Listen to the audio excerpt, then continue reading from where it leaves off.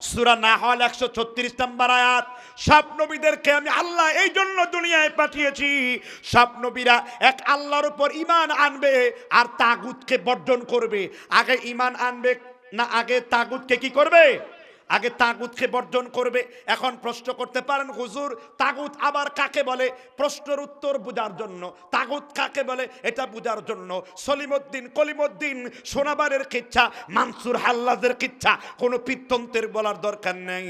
তাগুত কাকে বলে তা বোঝার জন্য কোরআন দরকার আছে না নাই? আমার আল্লাহ মুসাকে বললেন, ও মুসা যাও ফেরাউনের কাছে, ইযকাব ইলা ফিরআউনা ইন্নাহু তাগা। ও মুসা তুমি যাও ফেরাউনের কাছে, ফেরাউন নিজেই তাগুত হয়ে গেছে। মুসা তুমি কার কাছে যাও? আর ফেরাউন কি হয়ে গেছে? তাগুত হয়ে গেছে। তাগুত মানে কি? এটা আমার ব্যাখ্যা না। আবু হানিফা ছোট আলেম না বড় আলেম? যারা আওয়াজ দেন নাই তারা মনে করেন মনে হয় আবু হানিফার কোনো ইলম নাই। আবু হানিফা ছোট আলেম না বড় আলেম? আবু হানিফা রহমতুল্লাহ আলাইহি চারজন ইমামের শ্রেষ্ঠ ইমাম ছিলেন। ইমামে আজম আবু হানিফা রহমতুল্লাহ আলাইহি, ঠিক কিনা বলেন? ইমামে আজম আবু হানিফার কাছে প্রশ্ন করা হলো তাগুত কাকে বলে?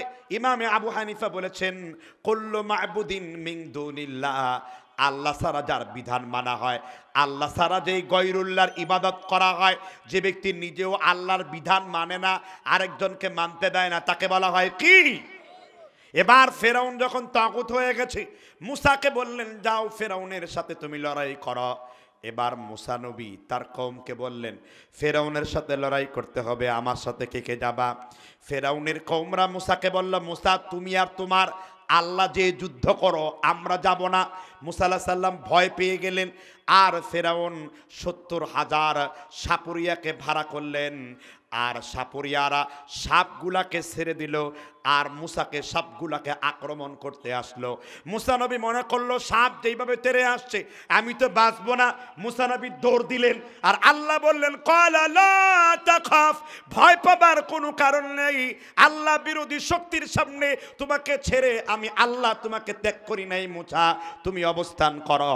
ওয়া মা তিলকা বিয়ামিনিকা ইয়া মুসা, ও মুসা তুমি লাঠি স্পর্শ করো। ফাইদা হিয়া হাইয়াতুন তাসা, তোমার লাঠি বিরাট বড় সাপ হয়ে যাবে। সুবহানুম মুবিন, জাদুকররা বলল এই লাঠি কোনো সাধারণ লাঠি নয়, সুবহানুম মুবিন, বিরাট বড় অজগর সাপ। সুবহানাল্লাহ। এবার মুসার সাপ হা করলো, ফেরাউনের সাপ, জাদুকরের সব সাপগুলো তার ভিতরে ঢুকে গেল। আর জাদুকররা কি করলো?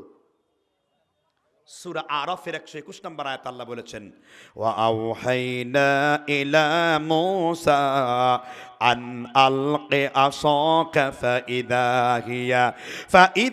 হিয়া তালকাফু মা ইয়াফিকুন ফাওয়াকাআল হক وبطل ما كانوا يعملون فغلبوا هنالك وانقلبوا صاغرين وألقي السحرة ساجدين قالوا آمنا برب العالمين। আল্লাহ বলেছেন যখন মুসা লাঠি স্পর্শ করলেন, লাঠি যখন সাপ হয়ে গেল, সব সাপরিয়ারা মুসা আলাইহিস সালামের কাছে পরাজিত হলো। এবার সাপরিয়াদেরকে ফেরাউন প্রশ্ন করলো, এখন তোমরা কার দলে? এবার জাদুকররা বলল, আমরা যেটা দেখিয়েছি এটা হলো জাদু, আর মুসা যেটা দেখিয়েছে ওটা জাদু না। তাহলে কি? ওটা জাদুর বাপ কিংবা দাদা, তার থেকেও বড়টা। এখন তোরা কি করবি? এবার সাপরিয়ারা বলল, ক্বালু আমান্না বিরাব্বিল আলামিন, আমরা ঈমান এনেছি আল্লাহর উপরে। ফেরাউন বলল কোন আল্লাহর উপরে? এবার সাপরিয়ারা বলল রব্বি মুসা ওয়া হারুন, যেই আল্লাহ মুসারও আল্লাহ, যেই আল্লাহ হারুনেরও আল্লাহ, আমরা সেই আল্লাহর উপর ঈমান এনেছি। এই জন্য তাগুদের বিরুদ্ধে শুধু অবস্থান করেন, মুসার মতন ফাঁস করেন, দেখবেন তাগুত শক্তি আপনার বিরোধিতা করতে পারবে না। কারণ তাগুদের বিপক্ষে আমার আল্লাহ, আর তাওহীদের পক্ষে কে? আর তাওহীদের পক্ষে কে? অথচ আমার দেশে ঈমান ভঙ্গের কারণ নিয়ে ঘুরছে। নামাজে আল্লাহরে মানে, রোজারে আল্লাহরে মানে, যাকাতে আল্লাহরে মানে, কিন্তু বিধানের ক্ষেত্রে আল্লাহর আইনকে অবজ্ঞা চোখে দেখে, আল্লাহর আইনকে মনে করে সেকেলের মধ্যযুগীয় বর্বরতা। সৌদি আরবের আইন হলো মধ্যযুগীয় বর্বরতা, অসম্ভব। আল্লাহর আইন হলো সমুন্নত, আল্লাহর আইন হলো ওহীভিত্তিক। তোমার আইনে চোর ডাকাত হয়, ডাকাত আন্ডারওয়ার্ল্ডের সন্ত্রাসী হয়, আর আমার আল্লাহর আইন হলো পবিত্র। আল হুররু বিল হুররি ওয়াল আবদু বিল আবদি ওয়াল উনসা বিল উনসা ফামান উফিয়া লাহু। আমার আল্লাহর আইনের চাইতে কোনো উত্তম আইন পৃথিবীতে আল্লাহ নাজিল করেন নাই, ঠিক কিনা বলেন? এজন্য আমি মুসলিম, আমি অন্য ল পড়তে পারি, অন্য ল বুঝতে পারি, কিন্তু আমার ঈমান রাখতে হবে আমার এই আল্লাহ যেই আইন, যেই বিধিবিধান, হুকুমাত জাতীয় আয়াত কোরআনে দিয়েছে, এর উপরে আমার পূর্ণ ঈমান আনতে হবে। যদি একটি আয়াতকে আমি অস্বীকার করি, ইনকার করি, একটি আয়াত থেকে দূরে সরি, আমি বড় কাফের হওয়ার জন্য যথেষ্ট। ঈমান ভঙ্গের তৃতীয় কারণ চলে আসবো, আমি চটকায় বেঈমান হয়ে যাব, ঠিক কিনা বলেন? তাহলে এক যুগে বলি, আমাদের একমাত্র বিধান আইনের মালিককে আল্লাহ। তাহলে ঈমান ভঙ্গের একটি উল্লেখযোগ্য কারণ হলো আল্লাহর আনিত আইনকে কোনো বাতিলের আইন থেকে ছোট মনে করা, ঠিক না ঠিক?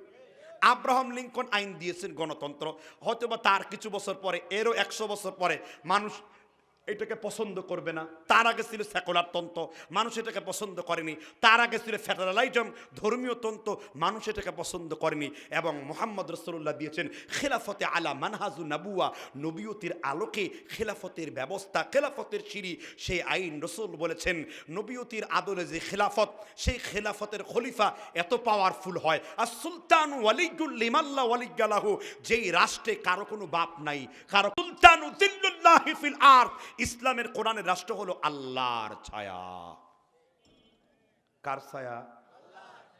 তাহলে ঈমান ভঙ্গের তৃতীয় কারণ, আল্লাহর বিধান পরিবর্তন করে মানুষের তৈরি করা কোনো বিধানকে অনুসরণ করলে তার মধ্যে নাওয়াকিজুল ঈমান, ঈমান ভঙ্গের একটি কারণ কি চলে আসবে।